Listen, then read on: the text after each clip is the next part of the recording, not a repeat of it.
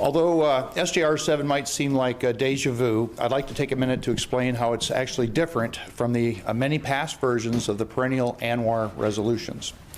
With the passage of the 2017 Tax Act, and after nearly 40 years of effort by Alaska's federal delegation and by the state, Congress has finally authorized an oil and gas leasing program for ANWR.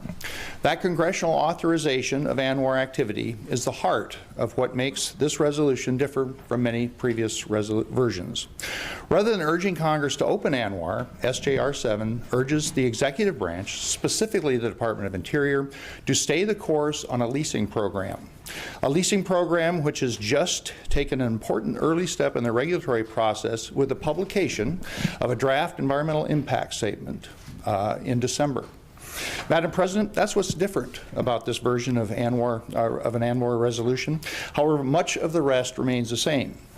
The whereas of this resolution brings into focus the impressive oil and gas potential of ANWR, which is estimated at 7.7 billion barrels of oil and 7 trillion cubic feet of gas, and the potential benefits of ANWR to Alaska and the rest of the country, including over $100 billion in state, federal, and local government revenues, over 12,500 direct and indirect jobs at peak employment, and increasing throughput and extending the life of TAPS, all while strengthening national security, bolstering the U.S. economy, and providing affordable energy to U.S. consumers.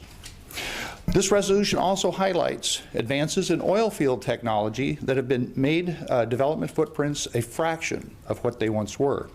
A 50-year record of safe and responsible development on the North Slope, and widespread support for responsible development in the ANWR coastal plain by Alaskans in general and specifically by residents of the North Slope. My final note, Madam President, is that one of the goals of this resolution is to serve as a 31st Legislature's official comment on the BLM's ANWR leasing program draft EIS, which was published again in December. Public comment on the draft EIS closes on March 13th. In order for this resolution to provide meaningful input on the draft EIS, it will have to make it through both bodies before that deadline. So time is of the essence. Madam President, I urge this body's support for SJR 7 and for staying the course on this ANWR leasing program. Thank you, ma'am.